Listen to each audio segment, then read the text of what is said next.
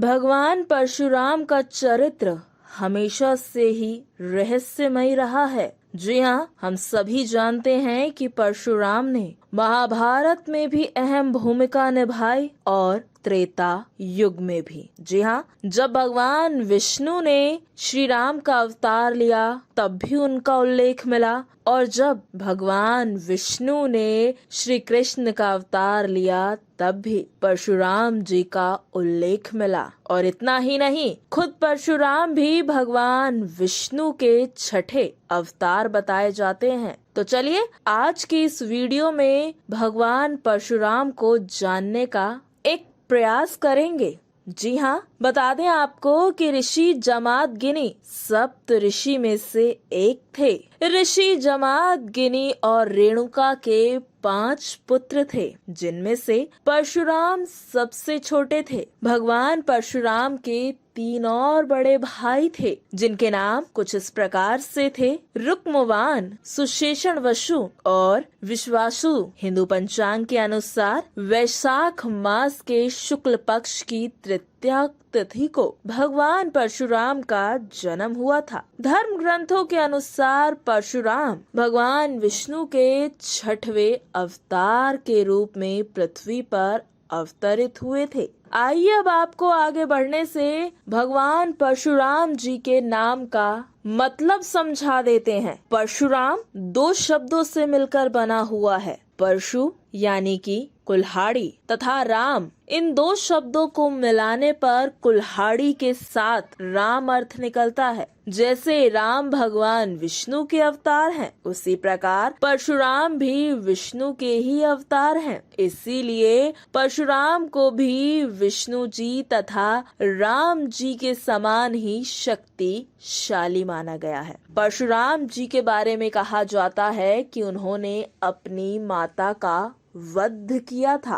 तो चलिए अब इस पर प्रकाश डालते हैं। एक समय परशुराम जी की माता रेणुका राजा चित्ररथ को देखकर कुछ पल के लिए मोहित हो गई थी, जिसका ज्ञान उनके पति ऋषि जमदग्नि को रेणुका को देखते के साथ ही हो गया, और महर्षि ने धिक्कार पूर्ण वचनों द्वारा अपनी पत्नी की निंदा की। उस समय परशुराम जी को छोड़कर उनके 4 और पुत्र वहां पर उपस्थित थे। जमदग्नि ऋषि ने बारी बारी से अपने सभी पुत्रों को आज्ञा दी कि अपनी माता का वध कर डालो, लेकिन अपनी मां के स्नेह में किसी भी पुत्र की ऐसा करने की हिम्मत नहीं हुई। तब महर्षि ने अपने सभी पुत्रों को क्रोध में आकर श्राप दे दिया, और श्राप ग्रस्त होने पर वे सभी पुत्र अपनी चेतना खो बैठे और तुरंत मृग एवं पक्षियों के समान जड़ बुद्धि हो गए। फिर परशुराम जी सबसे पीछे आश्रम आए। उस समय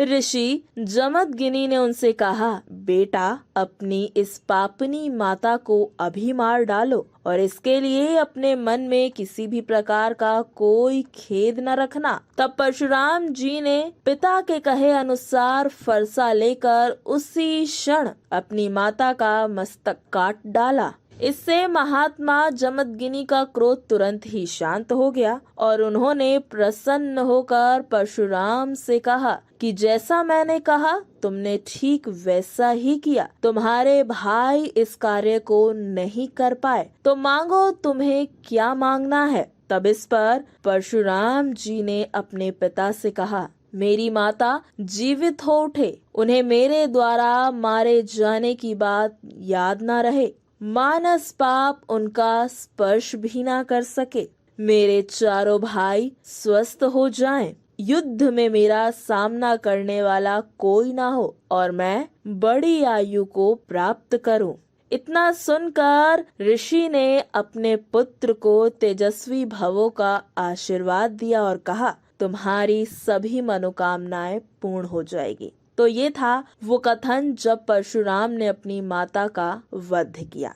अब आइए जानते हैं कि कैसे परशुराम सर्वशक्तिशाली बने, कैसे परशुराम जी को अस्त्र शस्त्र मिले। लेकिन आगे बढ़ने से पहले जानते हैं कि परशुराम जी का दिव्य अस्त्र शस्त्र में फरसा, जो कि सबसे प्रमुख है, कैसे प्राप्त हुए ब्रह्मांड महापुराण खंड के अनुसार। जी हाँ, ये हम आपको ये कथन बता रहे हैं ब्रह्मांड महापुराण खंड 2 के अनुसार। एक समय परशुराम जी भगवान शिव की घोर तपस्या कर रहे थे और इन्हीं दिनों कई शक्तिशाली दैत्यों ने मिलकर इंद्र सहित समस्त देवों को पराजित कर उनको उनके लोकों से निकाल दिया था। तब वे सभी देव भगवान शिव से सहायता मांगने पहुँचे थे। शिवजी ने इंद्र से कहा, हिमालय के दक्षिण क्षेत्र में राम नाम के ऋषि मेरी तपस्या कर रहे हैं, उन्हें मेरे पास लेकर आओ। इंद्र ने ठीक वैसा ही किया। जब परशुराम जी ने सुना कि स्वयं भगवान शिव ने उन्हें बुलाया है, तो वह तुरंत वहां उपस्थित हुए और उन्हें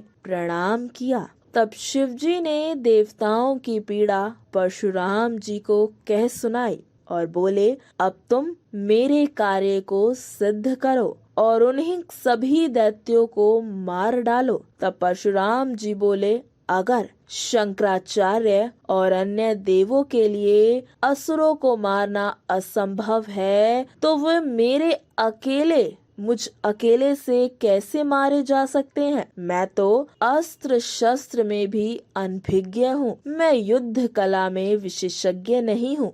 मैं देवों के समस्त शत्रुओं को कैसे मार सकता हूँ, वो भी बिना किसी अस्त्र शस्त्र के। इस प्रकार उनके द्वारा कहे जाने पर भगवान शिव ने उन्हें दिव्य अस्त्र परशुराम जी को दे दिए और इनके साथ ही अपना एक अति शक्तिशाली फरसा भी परशुराम जी को दे दिया। भगवान शिव बोले, मेरी कृपा है भद्र, अब आप में पर्याप्त शक्ति है जिससे कि आप देवों के सभी शत्रु को मार सकते हैं। और बाद में इसी वजह से उन्होंने उन सभी दैत्यों का संहार कर दिया और देवताओं की रक्षा की। अब आगे बढ़ते हैं और आपको रामायण काल में परशुराम की भूमिका को समझाते हैं। रामायण काल में जब प्रभु राम ने शिवजी का वह धनुष तोड़ डाला, तब क्रोध में भरे हुए परशुराम जी वहां पहुंचे और उन्होंने श्री राम को चुनौती दे डाली। वहां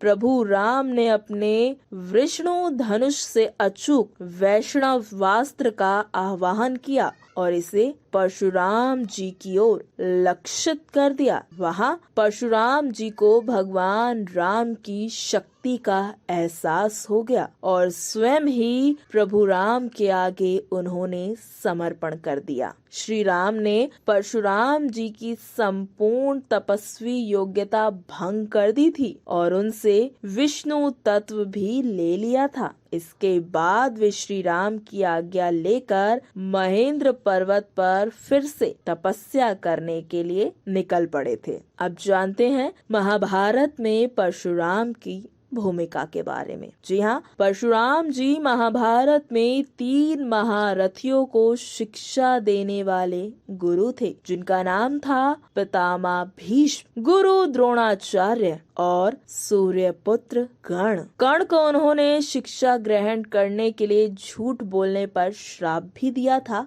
अब आइए उस प्रसंग की ओर बढ़ते हैं जब महाभारत में भीष्म और परशुराम का युद्ध हुआ। परशुराम जी का भीष्म जी के साथ प्रलयकारी युद्ध हुआ। इन दोनों में हुए महासंग्राम का कारण था भीष्म द्वारा आजीवन ब्रह्मचर्य का पालन करने की प्रतिज्ञा, और वहीं परशुराम जी एक महिला के सम्मान के लिए लड़ रहे थे और वो महिला थी अम्बा। पराजय को स्वीकार करना इन दोनों के लिए ही असंभव हो गया था। परशुराम जी भीष्म जी पर हावी हो गए और उनको रथ पर ही गिरा दिया था। तब गंगा और वसु भीष्म जी के मदद के लिए आए और उन्होंने भीष्म को अस्त्र का स्मरण कराया था। पराजय को स्वीकार करना इन दोनों के लिए ही असंभव हो गया था। इस युद्ध का कोई निष्कर्ष नहीं निकला था और 23 दिनों तक ये युद्ध यूं ही चलता रहा था।